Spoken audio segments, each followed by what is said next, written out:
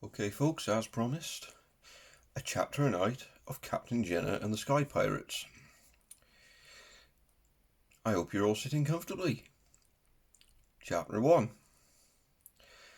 Jenna stood on her tiptoes, looking out of her bedroom window.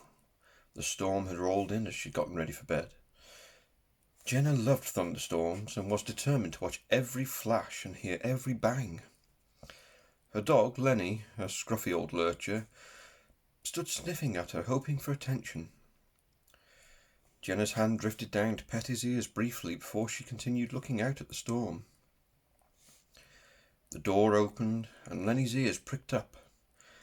Her grandfather stood in the doorway smiling. He cleared his throat, making Jenna jump a little. "Hi, Grandaddy. It's beautiful, isn't it?" He walked across the room and scooped her up in his arms, carrying her over to the bed. "It's very beautiful. Your mother used to love to watch the storms too. Must be in the genes. How about I read you the story I used to read your mother every time it was stormy?" "What's it about? How to be brave?" "Oh, not quite, little un. This story is about where thunder gets made on ships, and how the great captain Rhys Jones commands the greatest airships." "Oh, yes, please," Jenna said as she pulled her blanket up to her armpits. Lenny obliged himself, climbing onto the bed and cuddling up to Jenna. Her grandfather reached over to scratch his ear. "You want to hear it too, eh, old fella?"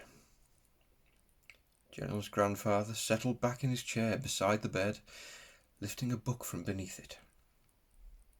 The book was battered but well loved. He smiled as he stroked the cover, taking his glasses from his pocket. He smiled as he opened the book.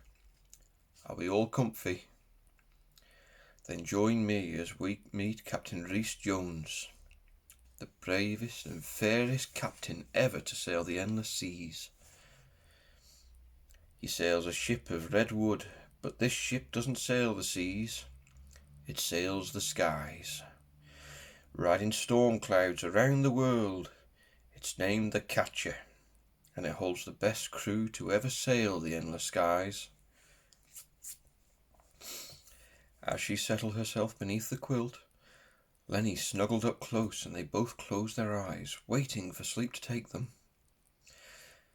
As her grandfather told her of the great sky ships, she could almost see the huge vessels sailing through the clouds. When she woke up, her grandfather had left the room, and Lenny was snoring heavily. The thunder outside was getting much worse, and the rumbling had woken Jenna from a deep sleep. Getting herself out of bed, that she was careful not to disturb the old dog. She walked across to the window and stepped on a squeaky teddy as she went. Well, that was Lenny awake right away. Jenna opened her curtains and looked out into the dark clouds of the night. As Jenna looked down to watch a cat cross the garden, a flash of lightning lit up the world as the sound cracked through the noise of the wind. At that moment, Jenna saw something very shiny by her granddad's favourite rosebush. It looked like a large coin, maybe another 50p to go in her change jar. She slipped on her dressing gown and crept downstairs, past her snoring grandfather. It was only as she opened the back door she realised Lenny had followed her, ever the loyal guardian. She quietly shushed him with her finger on her lips. Lenny didn't seem to care. He just wanted a wee. He burst through the doorway as soon as she opened it. Jenna slipped on her granddad's garden slippers and made her way down the path to the rosebush, where she'd seen the shiny coin. She started to imagine what she would do with it. She could buy a chocolate bar or a small drink at the shop down the road. When she got there, though, there was no coin, just a shiny silver button. When she picked it up, it felt very heavy for such a small thing. there was a boat carved into it. As she took a closer look, there was another flash of lightning. As the lightning flashed, a man appeared before her. He was a large man with floppy red hair. He grabbed at the coin, and Jenna's hand with it in his large hands.